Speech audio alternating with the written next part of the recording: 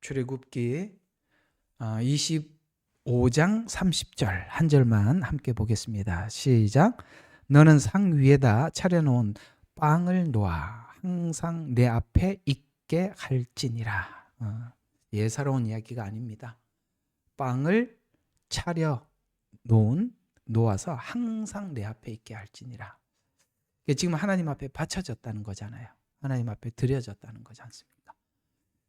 제사를 쭉 보면 여러 가지 제사가 있죠. 번제가 있고 화목제가 있고 속건제, 속죄제가 있고 여러 가지 제사가 있는데, 제사 중에서 이스라엘 백성들이 드렸던 제사 중에서 피 없는 제사가 있어요. 그 유일하게 소제입니다. 소제는 곡물을 드리기 때문에 다른 제사들은 다 짐승을 잡아 드리다 보니까 피를 흘리게 되지만 소제는 피가 없이 드리는 제사입니다. 그래서 성경에는 이런 말씀이 있어요. 하나님께 제사하는 자는 피 없이 되지 아니하리니, 이런 말씀이 있어요. 그게 다 이제 짐승을 잡아서 드린다는 것인데, 그러면 아니 소제는 뭐죠? 이렇게 생각이 들잖아요. 그죠? 소제는 피가 없잖아요. 그래서 유일하게 피가 없는 제사는 피 있는 제사에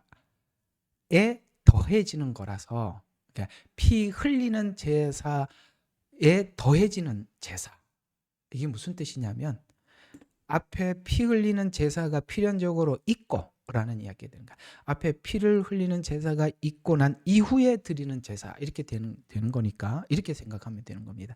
이게 이제 그러니까 여기까지 우리가 추적해서 이해를 하려면, 로마서를 모르면, 아니 제사를 드릴 때마다 피를 흘리라고 그랬는데 아니 소제는 피가 없는데 이건 무슨 소리야? 이렇게 생각하죠. 근데 조금 전에 말씀드린 것처럼 소제는 피 흘리는 제사 위에 드리는 제사. 그럼 이게 뭐죠? 로마서 우리 배웠잖아요. 우리가 피 흘린다는 것은 예수님 십자가에 보혈을 흘려서 구원을 받은 칭의를 상징한다면, 그 위에 드리는 제사가 뭐죠? 성화의 제사입니다. 그러니까 이게 이런 하나님의 큰 틀을 모르고 원리를 모르면 이게 참 어려운 거예요. 이런 게 있어요. 이제 아마도 저는 앞으로 우리 성도들에게 이런 변화가 있을 거라고 생각이 듭니다만, 어떤 변화가 있을 것이냐면 아마 분명히 이런 변화가 있을 것입니다. 이제 이렇게 편안하게 신앙생활을 그냥 했죠. 하다가 이제 어느 순간 이제 사람들이 많이 이제 궁금해할 겁니다. 하나님, 성경의 말씀과 예언 안에서 세상이 하나님의 말씀대로 지금 뭔가가 되어가고 있는 것을 이제 사람들이, 성경을 성경대로 보는 사람들에게는 막 궁금증이 생길 겁니다. 그럼 궁금증이 생기면 아마 여러분이 이렇게 다니는 교회 안에서는 충분히 그것을 제공해 주지 못하게 되겠죠. 그러다 보면 이제 자연스럽게 유튜브를 보게 됩니다. 얼마 전에 유튜브에서 이렇게 그 교회에서 그 어떤 조사를 한번 했어요. 이제 교회 성도들의 신앙생활에 대해서 조사를 했는데, 어떤 조사였냐면은, 여러 가지 조사 중에 오늘 좀 나누고 싶은 이야기는 뭐냐면, 내가 다니는 교회에 만족하느냐라는 조사였습니다. 내가 지금 출석하는 교회에 만족하느냐, 그 출석하는 교회에 만족하느냐에 대해서 여러분 대답이 몇 퍼센트가 내가 다니는 교회에 만족합니다가 몇 퍼센트가 나왔을 것 같습니까? 놀랍게도 30%도 안 나왔습니다. 그러면 우리가 이런 생각이 들죠. 내가 만족하지도 못한 교회를 왜 다니냐 이거지. 이유가 여러 가지가 있겠죠. 나는 여기 만족하지는 못하지만 아직 믿음이 없는 우리 가족을 위해서 다닌다. 뭐 이런 것도 있을 수가 있겠고, 내가 이 교회를 우리 조상 대대로 우리 할아버지가 다녔고 우리 아버지가 다녔고 그렇기 때문에 이 교회를 벗어나지 못해서 다닌다도 있겠고, 그 다음에 교회란 그래도 예배에 앉아서 출석하는 그게 예배가 아니냐, 싫더라도 그래도 예배 장소 나와서 예배를 드려야지. 이런 것도 있고 여러 가지 이유들이 있겠죠.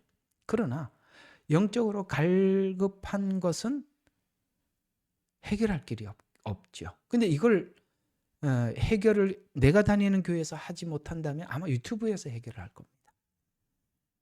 그 유튜브에서 당장 사람들이 찾는 것은 뭐냐면 내가 궁금한 걸 찾아보겠죠. 내가 알고 싶은 거 이렇게 찾고 들어가다 보면 어떤 재림에 대해서 궁금하면 재림에 대한 메시지들을 많이 보게 되겠죠. 그러나 재림만 계속 보고 하다 보면 뭔가가 이 복음하고 끊어지는 느낌을 받게 됩니다. 재림에 빠져버리게 되죠. 그러다 보면 또 갈증이 생길 겁니다. 복음은 뭐냐? 예언은 뭐냐? 그 다음에 내 신앙 안에 갈등은 뭐고 하나님 목적하신 거는 뭐냐? 라고 점점 궁금해져 갈 겁니다. 그러면 어떤 한 분야에 대해서 깊이 있게 설명을 누군가가 해준다 하더라도 여러분은 만족하지 못할 겁니다. 왜요? 그 메시지들이 서로 간에 연결이 안 되면 한쪽은 깊어질 수 있으나 성경은 균형을 가지고 있기 때문에 그 균형에 대한 또 갈급한 마음이 생기게 되겠죠. 그래서 또 그것 때문에 또 헤매게 될 겁니다.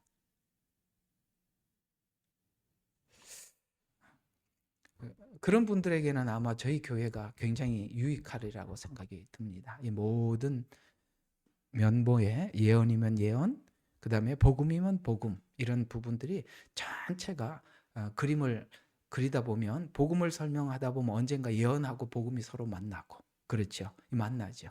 모세오경과 사복음서가 만나고, 그 다음에 구약 예언과 신약 예언이 만나고, 여러분들이 궁금했던 것이 활짝 열리는 그런 날이 올 거라고 생각을 하고, 또 그런 날들을, 또 그런 분들을 대비해서 제가 이렇게 하나하나 성막이면 성막 안에서 복음을, 또 신약의 로마서는 로마서 안에서 복음을 그렇게 전하다 보면 어느 날 로마서와 여기가 만나고, 지금 얘기한 게 피 흘리는 제사.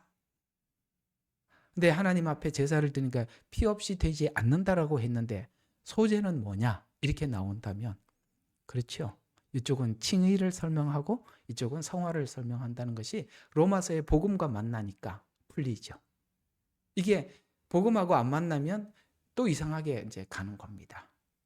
성경은 뭔가가 균형이 안 맞다. 언제는 피 흘리지 않는 제사는 안 된다고 했으면서 소재는 왜 드리라고 했나? 이제 여기서부터 성경대로 답을 구하지 못하면 이제 자기 생각대로 막 풀어가기 시작하게 되면 그때부터 이제 성경은 꼬이는 겁니다. 그래서 성경이라는 것은 어떤 한 분야에 내가 깊이가 있고 정통하다고 해서 해결될 일이 아니라 성경은 전반에 걸쳐서 서로 간에 어떻게 엮여 있는지를 보셔야 됩니다. 그러면 성경이 뭐냐? 이제 요까지만 하고 오늘 본문 한번 들어가 보려고 그러는데요. 성경이 뭐냐?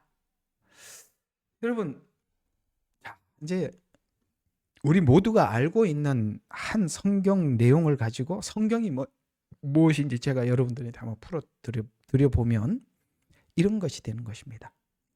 예수님께서 제자들이 고기를 잡을 때 오셨어요.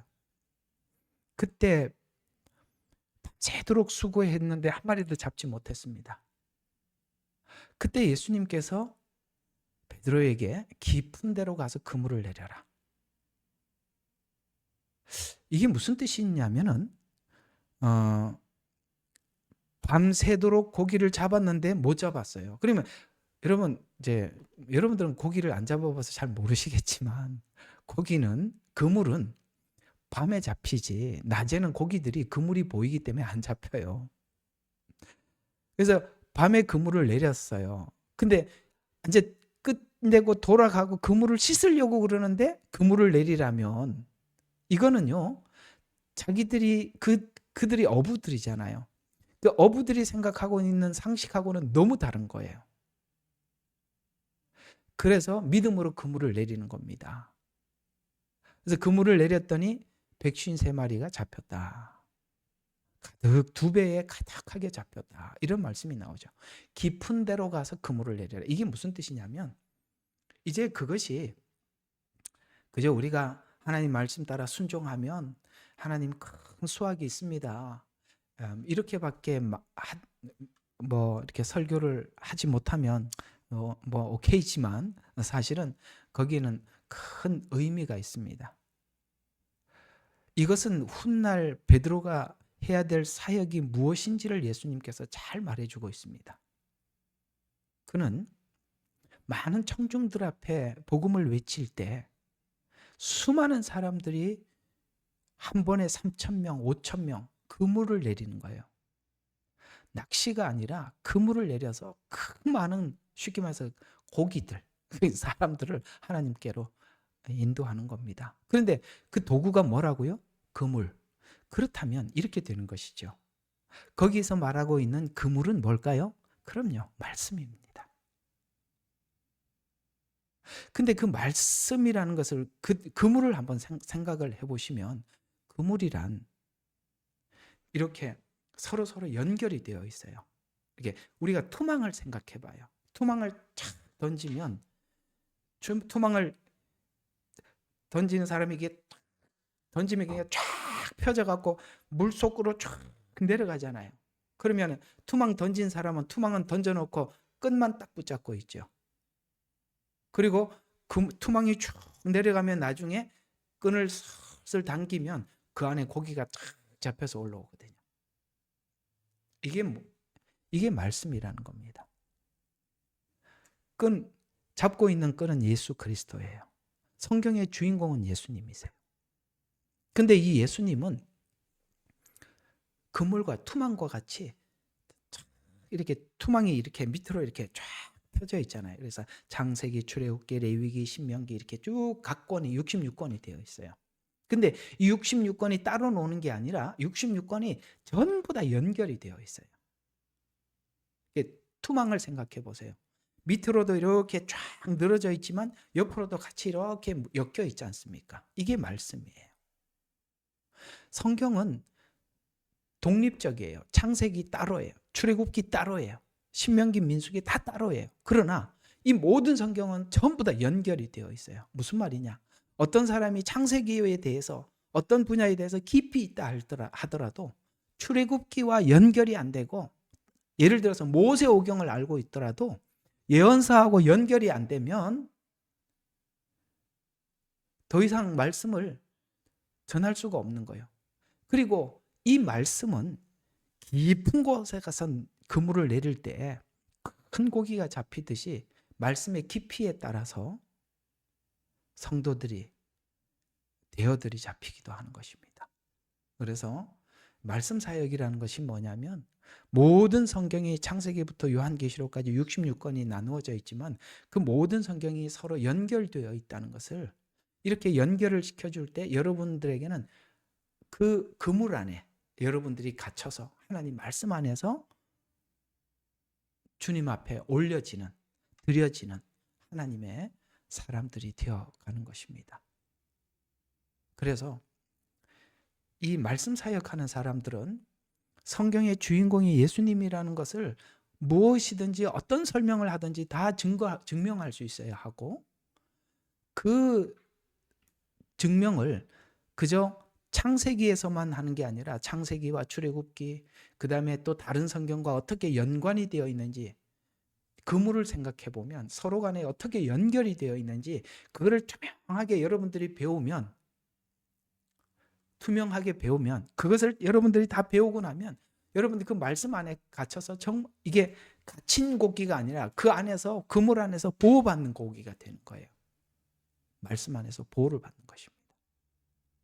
그러니까 이 말씀을 서로 간에 그렇게 어떻게 설명을 해주느냐에 대해서 여러분들 이제 많이 궁금해할. 그래서 사람들이 이제 각자 자기가 궁금해하는 어떤 부분들에 대해서 막 연구를 해가겠지만 그러나 어느 순간이 되면 이 성경이 서로 간에 어떻게 연관이 되어 있는지에 대해서 사람들이 이제 그걸 궁금해하고 이제 구할 날이 올 때 이제 이런 우리가 지금 배우고 있는 이런 말씀들은 정말 빛을 발하게 되는 날이 있을 것이다라고 그렇게 좀 생각을 합니다. 오늘 좀 서두에 좀 다른 이야기지만 여러분들과 함께 나눠 보았습니다. 자, 일단은 오늘 금방 읽었던 이 내용 함께 여러분들과 해보도록 하죠. 자, 빌립보서 저번 주에 여러분들과 함께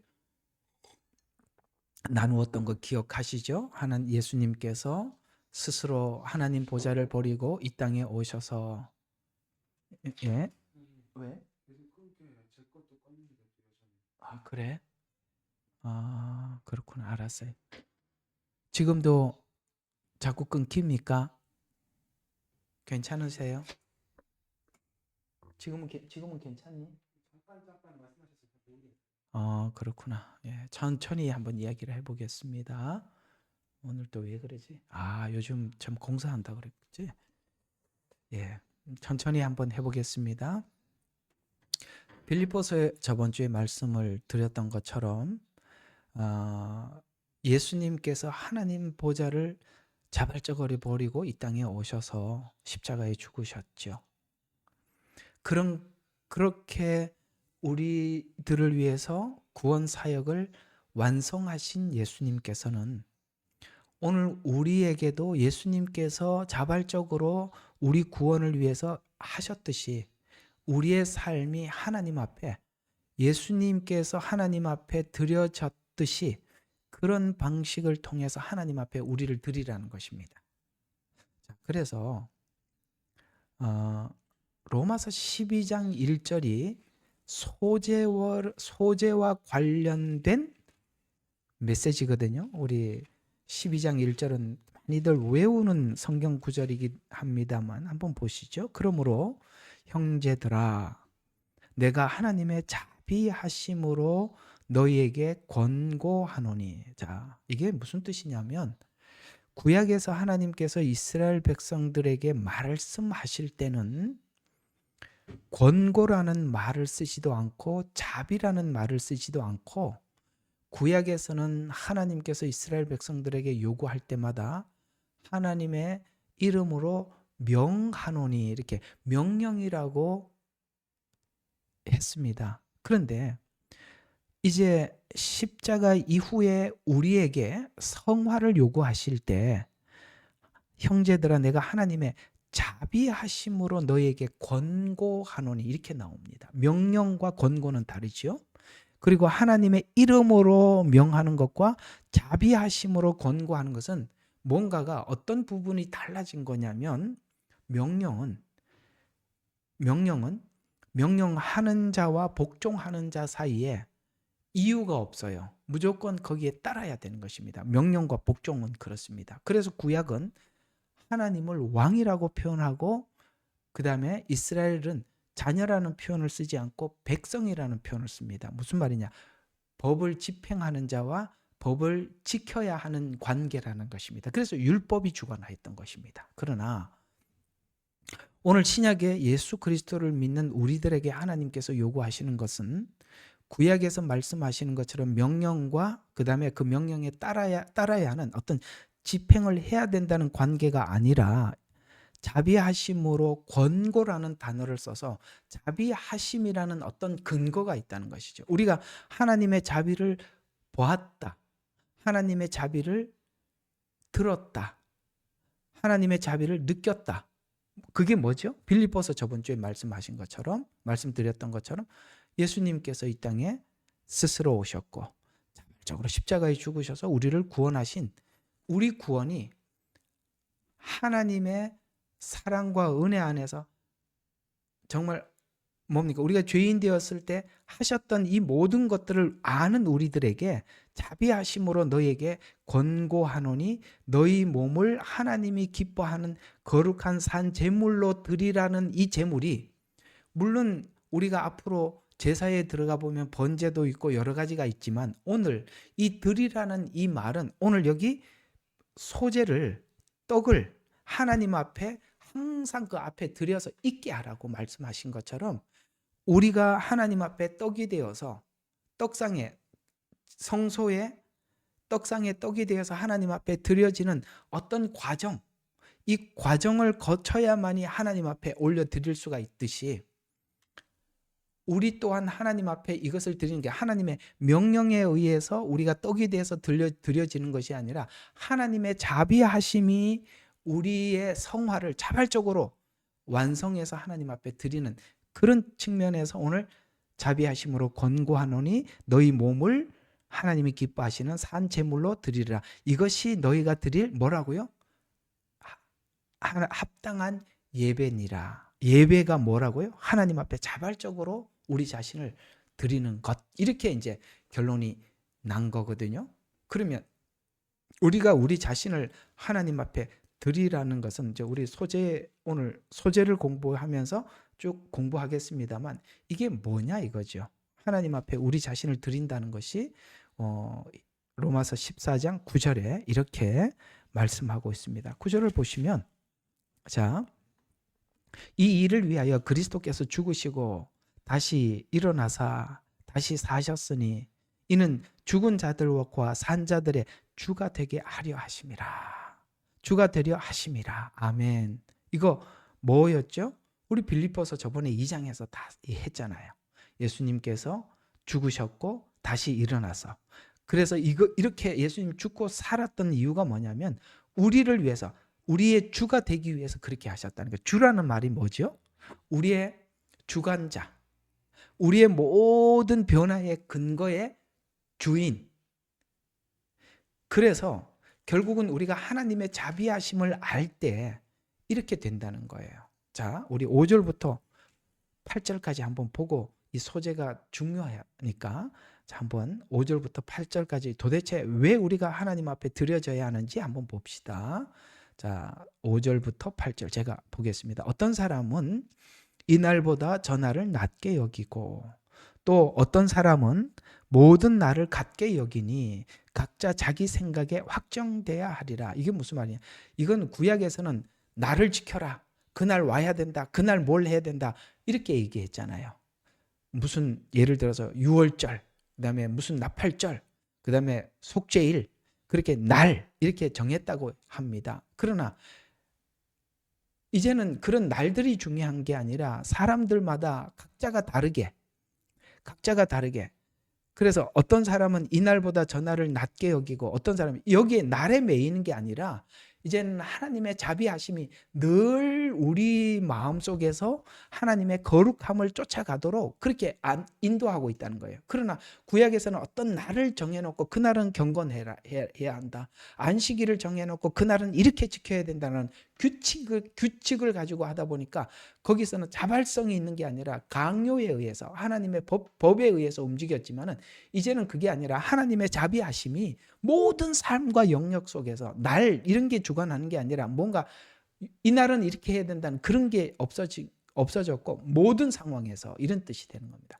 모든 상황에서 하나님이 기뻐하는 자가 되도록 그렇게 해야 된다라고 하면서 6절을 보면 나를 소중히 여기는 자는 어떤 사람은 어떤 나를 소중히 여기서 주를 위해서 살겠다라고 한다면 나를 소중히 여기는 자는 주를 위하여 소중히 여기고 이제는 날에 매이지 말고 나는 이날 소중하게 여겨야 돼라고 하더라도 그날 주를 위하여 하고 그다음에 또 나를 소중히 여기지 아니하는 자도 주를 위하여 소중히 여기지 아니하며 먹는 자도 주를 위해서 먹고 하나님께 감사하고 또 먹지 않는 자도 주를 위하여 먹지 않고 감사하느니라. 이게 무슨 말이냐면 모든 상황에서 이제는 하나님을 위하고 하나님 앞에 감사하고 옛날에는 전부 다 어떤 날과 이런 절기나 이런 데 매여서 그날만 이렇게 했지만 이제는 그런 게 없어졌다는 것이죠.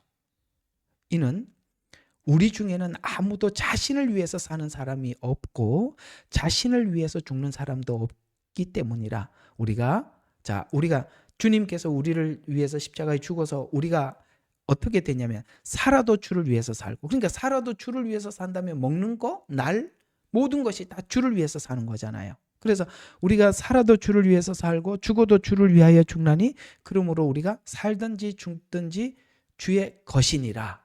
주의 것. 이렇게 돼버렸다는 것이죠. 정리가 되셨죠? 자, 구약과 달라진 게 뭡니까? 구약은 날과 절기 이런 것을 그날은 이렇게 해야 되고 뭘 해야 되고 이렇게 나와서 마음은 없지만 억지로 그걸 따라 했지만, 그러나 오늘날 우리가 날 이런 게 중요한 게 아니라 살아도 주를 위해서 살고 죽어도 주를 위해서 죽는다면 날이든 뭐든지 먹는지 뭐 이걸 먹어야 된다 먹지 말아야 된다 이런 데 매이지 말라는 거죠. 근데 우리가 이런 이단들이 많아요.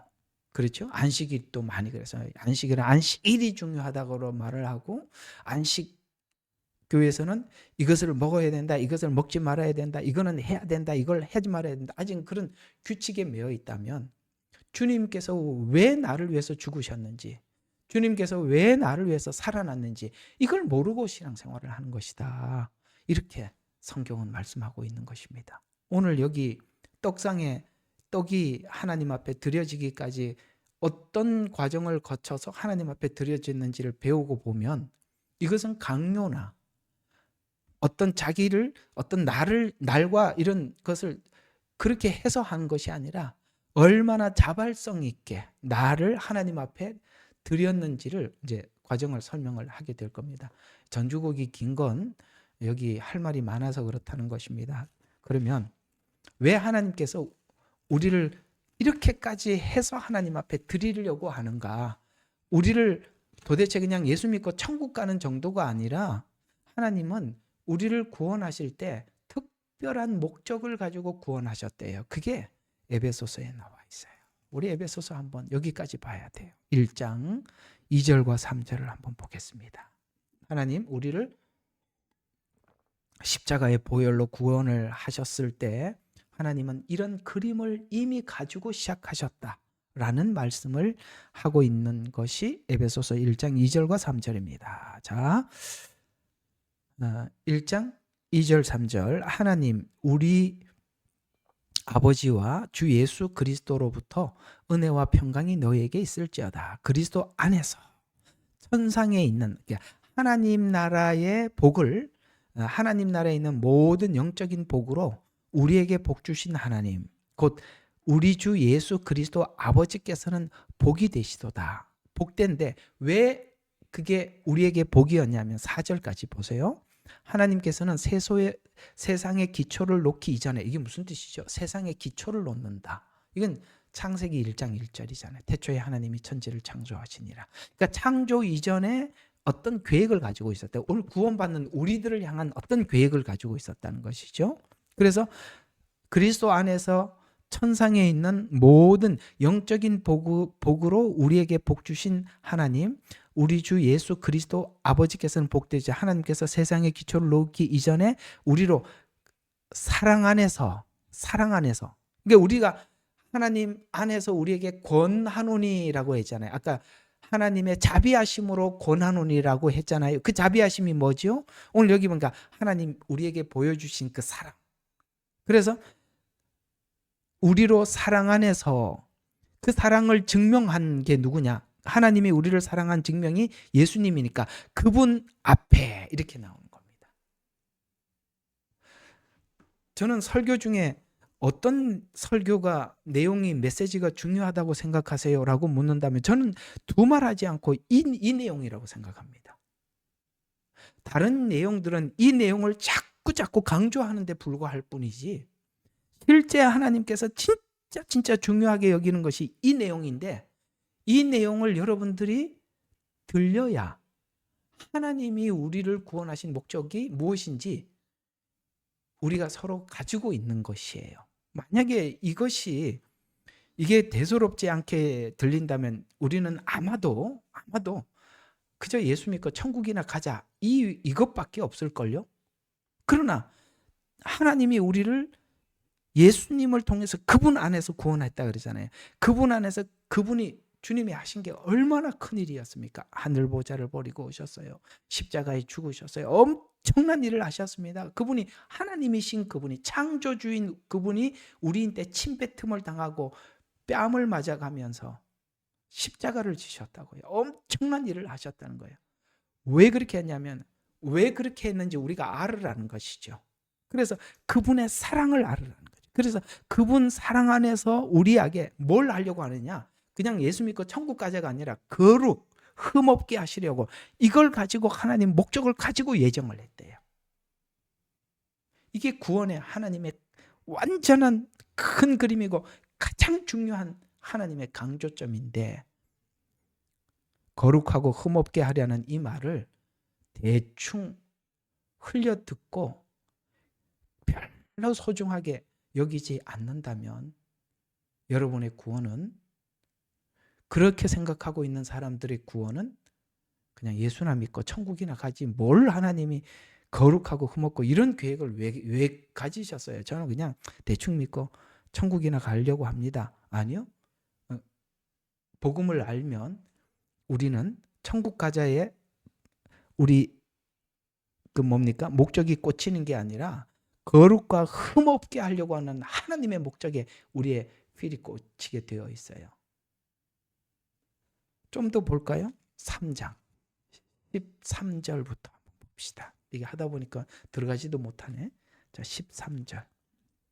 자, 한번 봅시다.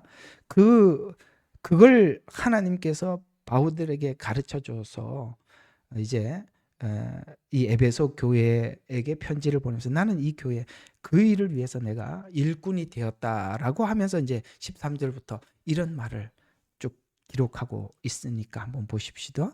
보십시세요. 이거 말이 안 되네.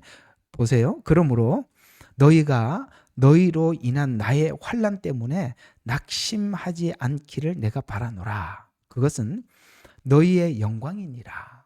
지금 하나님께서 에베소 교인들을 거룩하고 흠없게 하시려는 하나님의 목적을 가지고 그들을 구원하셨다는 것을 안 바울은 그들이 거룩하고 흠없게 되기까지 너무너무 여러 가지 환난, 낙심 이런 것들이 자기가 다 그걸 감수하면서 이들을 양육했어요. 그래서 그런 이야기를 하는 거예요.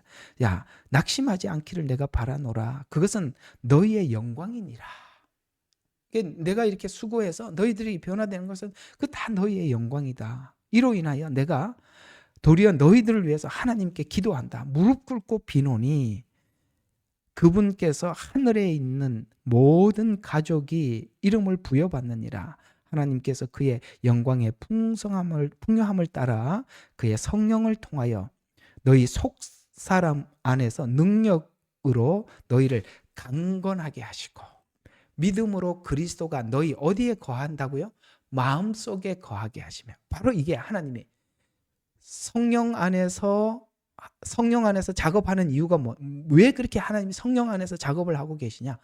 믿음으로 그리스도가 우리 마음속에 거하게 하려고 성령님이 그런 작업을 하신다는 거예요. 그래서 거하게 하시며 너희가 사랑 안에서 뿌리를 내리고, 이 사랑은 뭐죠?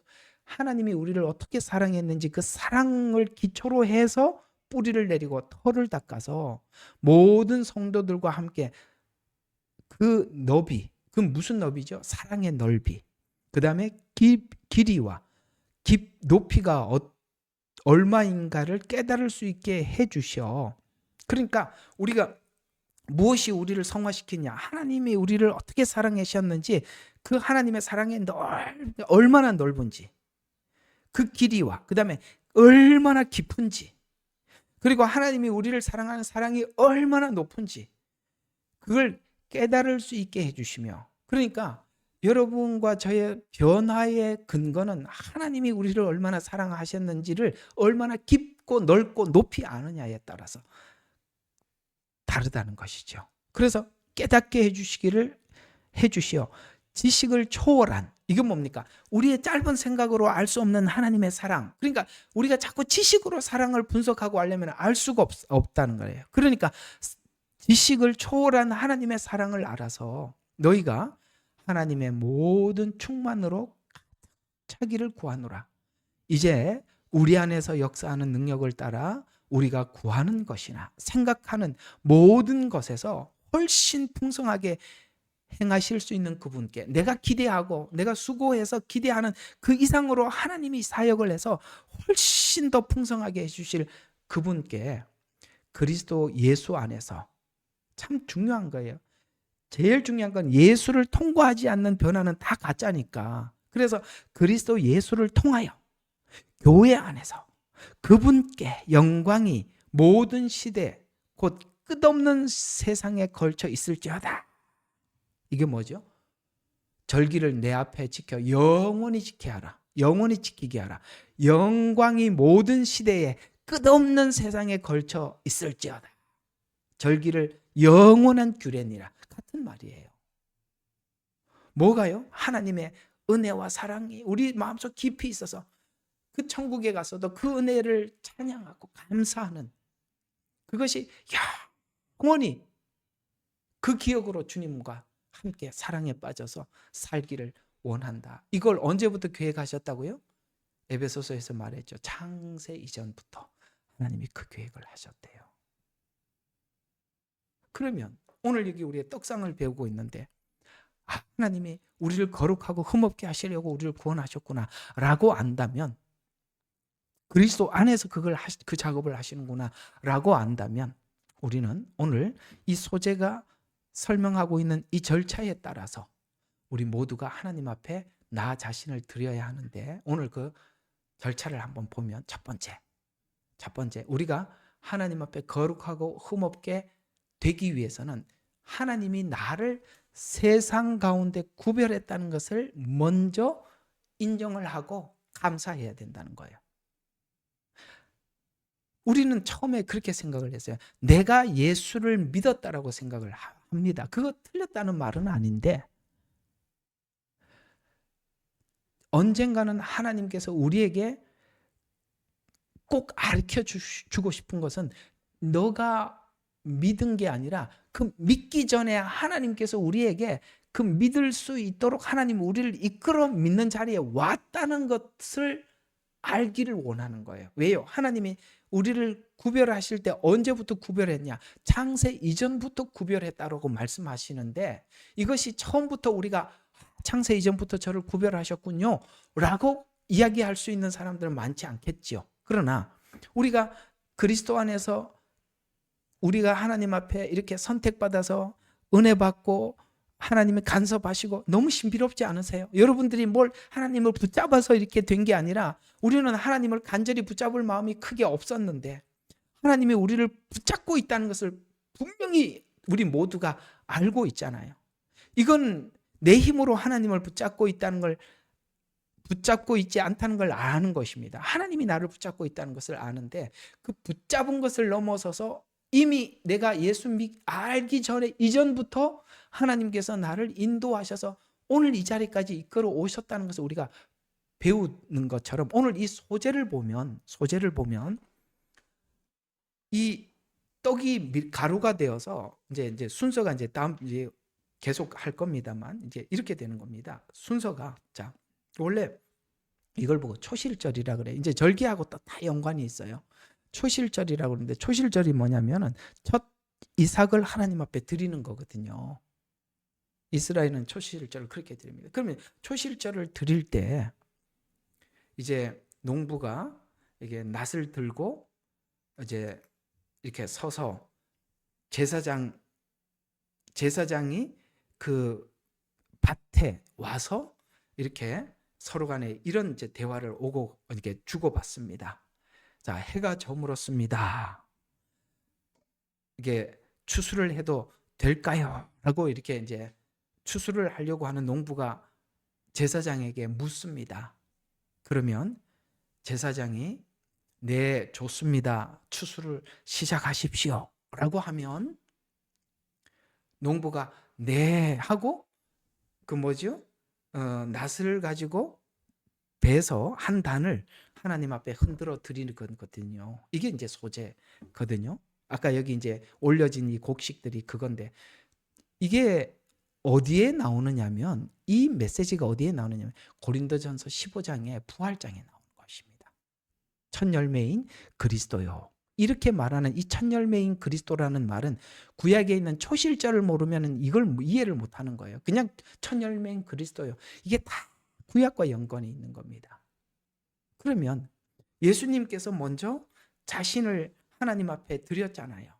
하늘 보좌를 버리고 이 땅에 오셔 십자가에 죽으셔서 했습니다. 이 모든 것이 자발적으로 했다는, 그래서 향기로운 제사라 그랬잖아요. 하나님 앞에 첫 이삭인 예수님이 드려졌어요.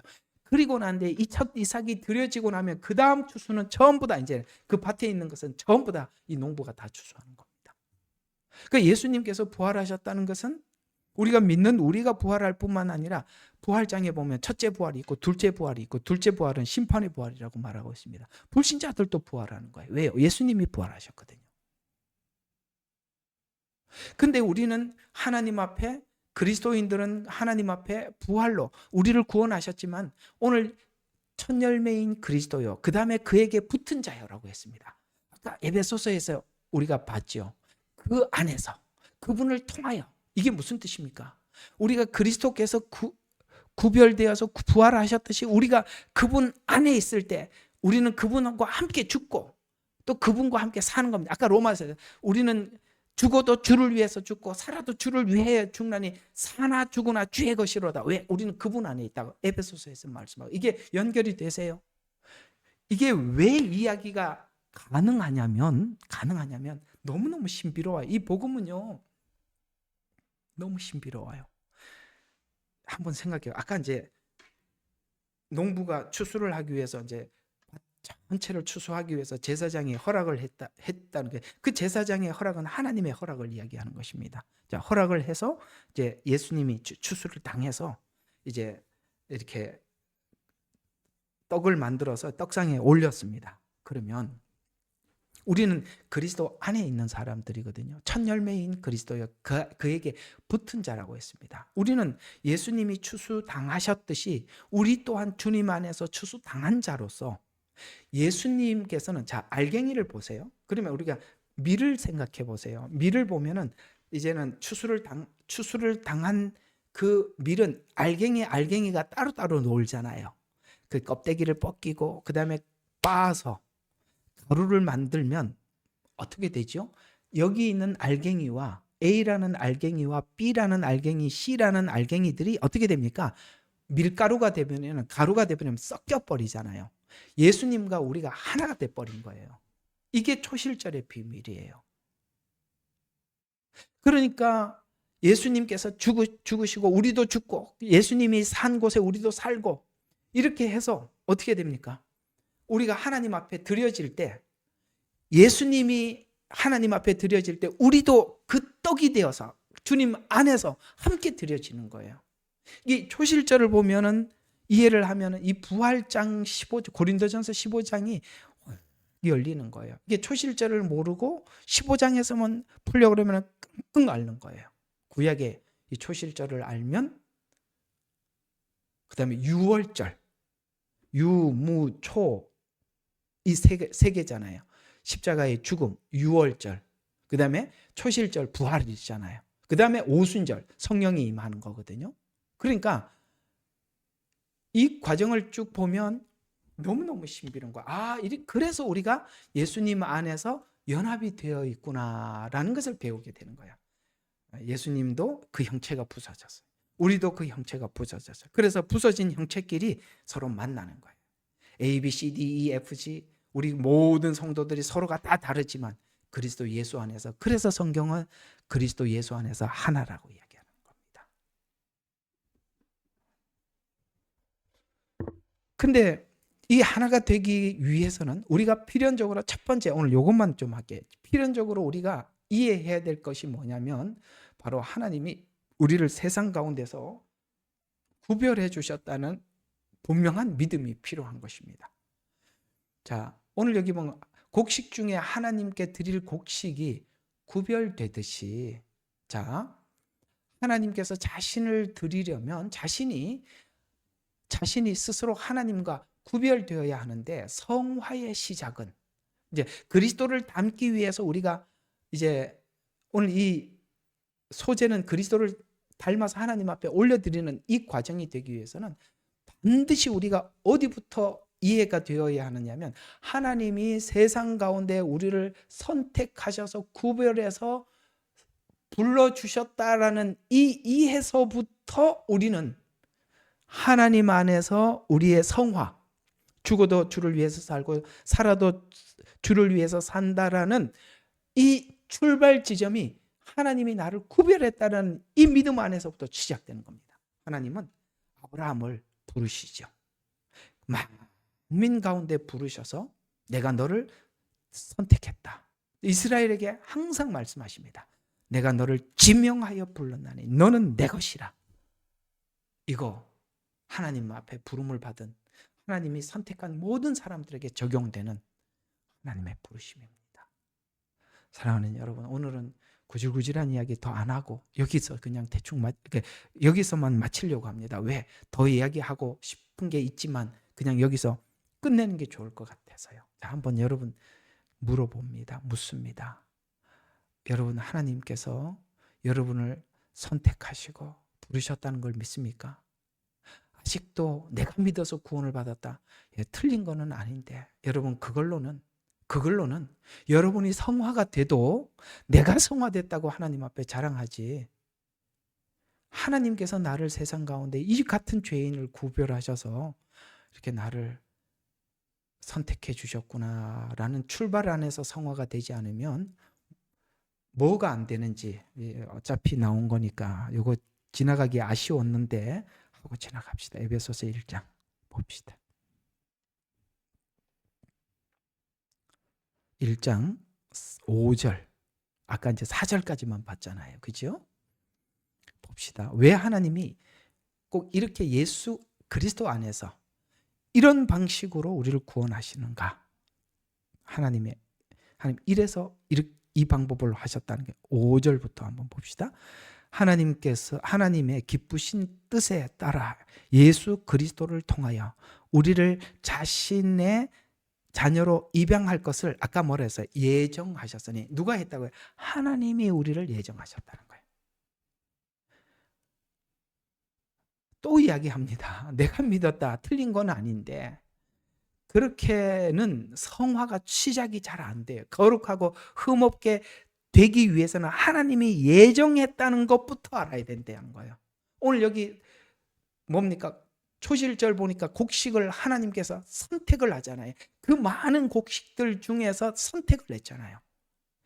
예정이라는 이걸 모르면 우리가 성화가 전부 다 가식일 수 있고, 그 다음에 성화가 자기 자랑이 될 수 있습니다. 왜냐하면 예정하셨다는 걸 알아야만이 6절이 가능하거든요. 6절 한번 보세요.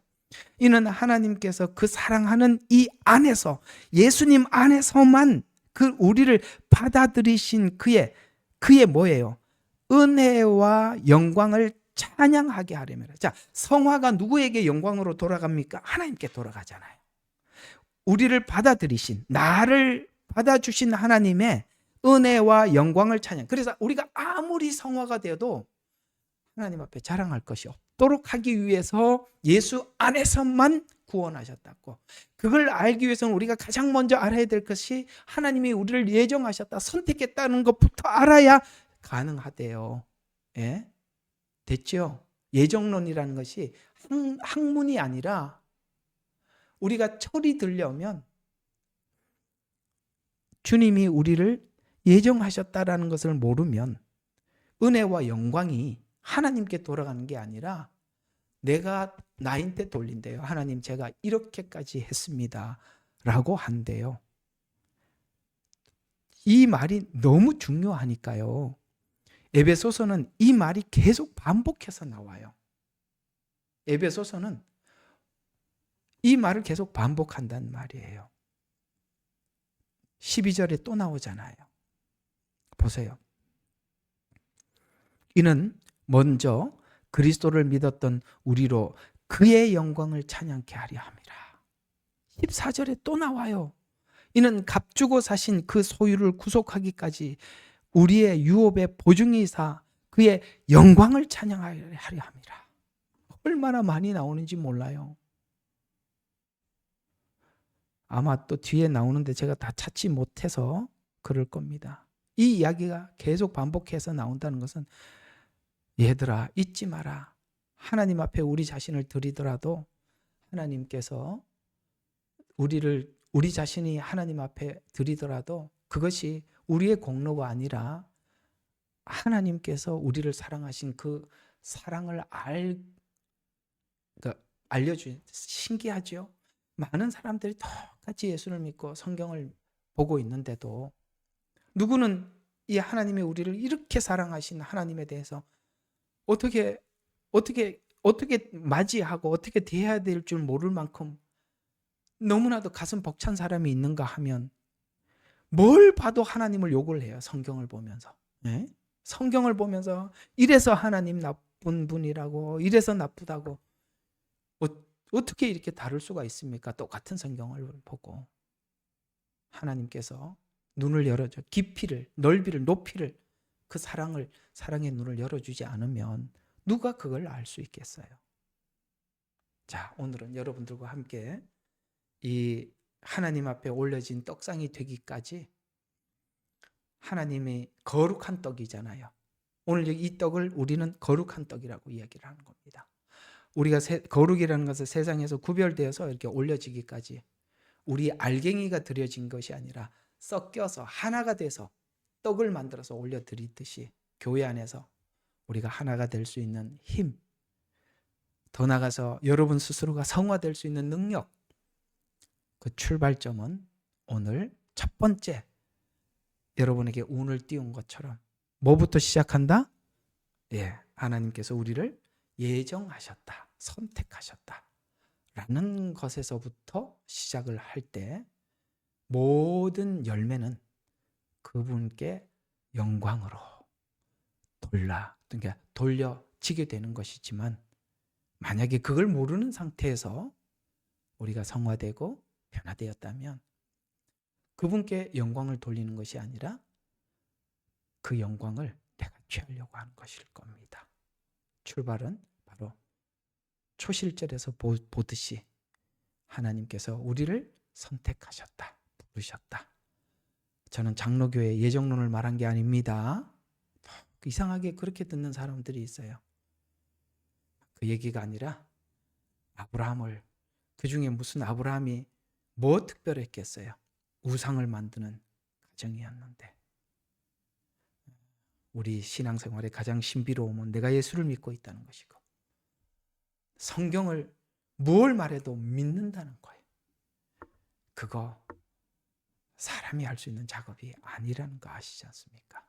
바로 이 시작이 여러분의 모든 시작점이라고 말해주고 있다고 강조하면서 오늘 말씀을 마치도록 하겠습니다. 기도하겠습니다. 하나님께서 우리를 부르셔서 거룩하고 흠없게 하시려고 하신 이 부분이 너무나도 하나님의 간절함이요, 목적이어서 오늘 이 내용을 쉽게 지나갈 수 없어서 아버지 하나님 깊이 서로 나누어 보았습니다. 하나님, 분명히 우리의 구원에는 거룩이 있고 흠없게 하려 하시려고 하는 하나님의 의도가 있는데, 아버지 하나님, 그저 예수 믿고 천국 가기 위한 복음 정도로 이렇게 취부하는 이 거짓 복음을 우리가 아버지 하나님 분별하게 해주시고, 그것은 하나님의 구원의 목적이 될 수 없음을 우리가 확증케 하여 주셔서 단순히 그냥 천국 가는 복음으로 외치는 이 아버지 하나님 잘못된 이 복음 안에서 하나님 우리가 분명하게 교정되게 해주시고, 그 이야기를 넘어선 하나님의 그 목적을 따라 우리가 함께 나갈 수 있는 우리 귀한 성도들이 다 되게 해 주시옵소서. 예수님 이름으로 기도드렸습니다. 아멘. 예, 감사합니다. 이렇게